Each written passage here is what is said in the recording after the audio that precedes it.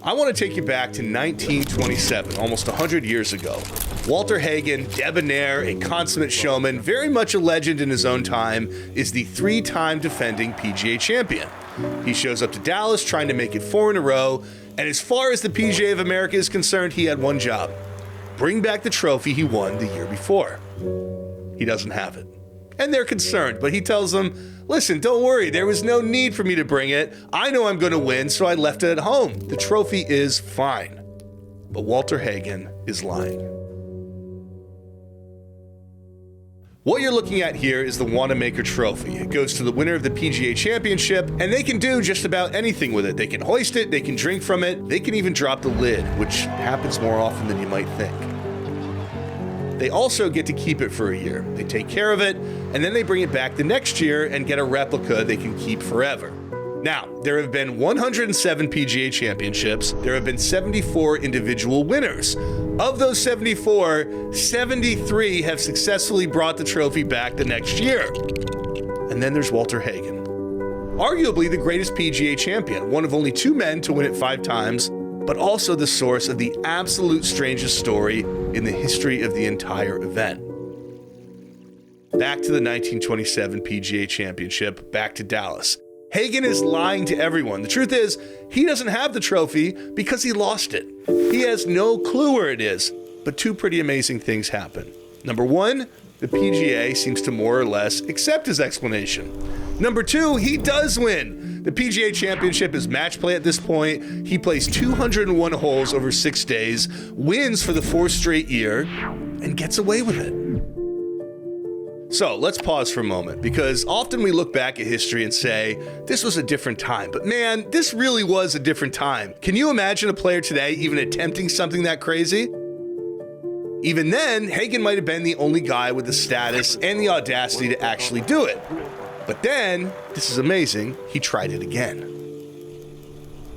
A year later, 1928 at Baltimore Country Club, he still doesn't have the trophy, but now the jig is up because he loses in the quarterfinals to a man named Leo Deagle, who goes on to win the whole thing. That actually ended a 22-match win streak for Hagen at the PGA, which is an outrageous record, but what came next might be more outrageous. David Mackesy, an historian who wrote 2 tremendous pieces on this for PGA.com, told me that Hagen just left, pretty much without a word. Walter Hagen wasn't going to stick around after losing. He left that to his manager, Bob Harlow. When the committee came to Bob and said, all right, where's the trophy? He said, I don't know. And then he added, it's hard enough to get him out of bed in the morning without picking up after him. So Walter is gone, the committee has a problem, and PGA President Alex Peary has to solve this. Coincidentally, inside of Baltimore Country Club was the Perpetual Maryland Cup, a trophy that had been won by a member, and the possession was in Baltimore. Now, real quick, if you think it's a bit shifty for Hagen to have his manager do the dirty work, keep in mind this was a tough week for him. He actually had his winnings at this tournament frozen because of one lawsuit, and 2 weeks earlier, he had also been sued by his wife. So maybe that gives you an idea of how Hagen lived his life. Anyway, Deagle can't keep that Maryland Cup. It belongs to the club, and he's pissed. Look what he says later that month. Gee, I beat Hagen, Saracen, and Espinosa to win the darn title, but the PGA seems to think that I don't need anything but newspaper clippings to prove that I'm champion. All right, so let's rewind. What exactly happened here? Really, what the hell's going on with Walter Hagen and this trophy? Well, I hope you're not expecting a clean story, because let me tell you, this one is shrouded in mystery. First off, if you go looking at very mainstream modern sources like CNN, like the New York Times, they're going to tell you in stories published in the last 5 years that Hagen lost it in 1925, while he was celebrating in Chicago after that PGA Championship. At some point, the story goes, he's out on the town, he is sick of lugging this giant trophy around, so he pays a taxi driver to take it back to his hotel, and that is the last he sees of it. Now, a quick word on Hagen. He was one of golf's hardest working men, always playing, always putting on exhibitions. But when the mood was right, he was also basically a party animal. You read quotes from him like, I never wanted to be a millionaire, just live like one. And a famous line written about him was, he is the first golfer to make $1 million and the first to spend $2 million. He's larger than life, and he builds his own legend constantly with both fact and fiction, which means he is a completely unreliable narrator. So these stories about him losing it in 1925 persist, but then David Mackesy, the historian, dug deep, and he found something from 1926, and it pretty much cracked the case. 3 days after the tournament, one newspaper in Boston happened to be the hometown of J.J. Lannon, the gentleman who owned the Red Sox and bought Babe Ruth to the Boston Red Sox. He was the host at Salisbury. He owned it. So in Boston, it was a big deal that J.J. Lannon was in the picture with Walter with the Wanamaker. It is definitive proof that it still was in Walter's hands. So, what happens in 26? Hagen wins the PGA on Long Island. Now, look at his schedule in the week after. This shows you the kind of life he was living. He played 195 holes at that PGA Championship. It ends on Saturday, and through newspaper articles, we know he plays a 36-hole exhibition the next day at Wingfoot with Gene Sarazen. On Wednesday, 2 days later, he played another exhibition at Shaker Heights in Ohio, and on Thursday and Friday, he had a match scheduled with Francis Ouimet at Sandy Burr back in Massachusetts. Imagine that today, when a player who wins a major almost always skips the next weekend. This guy barely takes a day off. But between Wingfoot and Shaker Heights, he did have at least one day off in New York at the very fancy Biltmore Hotel. And at some point, this is where he lost the Wanamaker Trophy, which is confirmed the next year in Dallas, where we don't have pictures, but we do have this story from the AP where it says the cup was presented by the Dallas Chamber of Commerce. So we can safely guess that is not the same cup. And now we are back to 1928. He has to confess, or his manager has to confess. The PGA is furious. Leo Deagle is furious.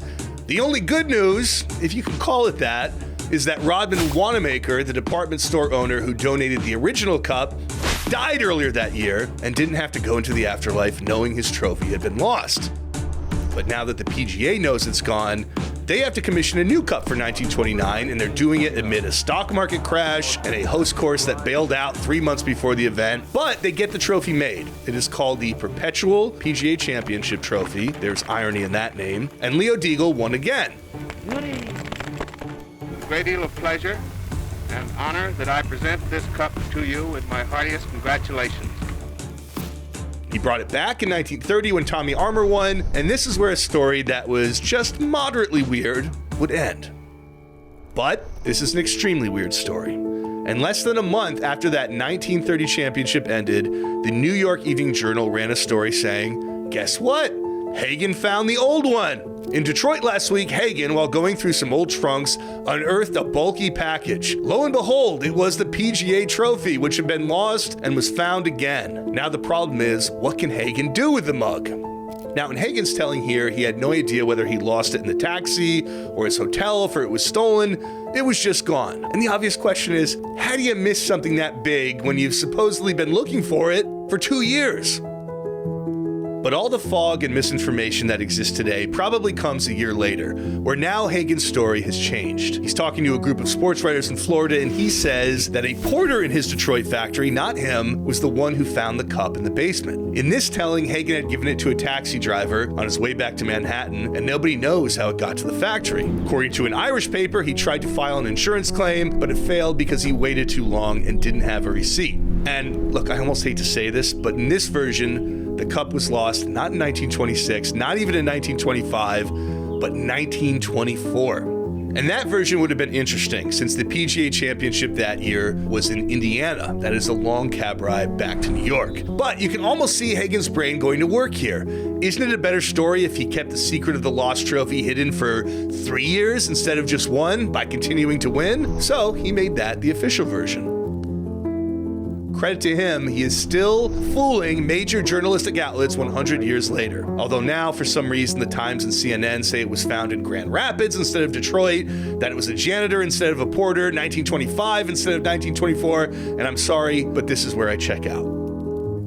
When your main source, Hagen, keeps changing his story, it gets tough to know it's true. So let's get back to the facts. We know he had it in 1926 when he won, lost it in the days afterward, hid his blunder for almost 2 years, and only confessed after he got eliminated in 1928. Anyone else might have been crucified, but he's Walter Hagen, so the PGA of America made a new trophy. But after Hagen found his, they went back to using the original, but eventually they decided to make a replica of that and store the original, so the one you see the players hoisting and dropping is a replica, and then they can get a smaller replica of the replica after they keep the replica for a year, but they still engrave the original, which is now at PGA headquarters in Frisco, Texas, and I am getting dizzy just thinking about this. Last thing though, what became of the replacement, the perpetual PGA Championship trophy?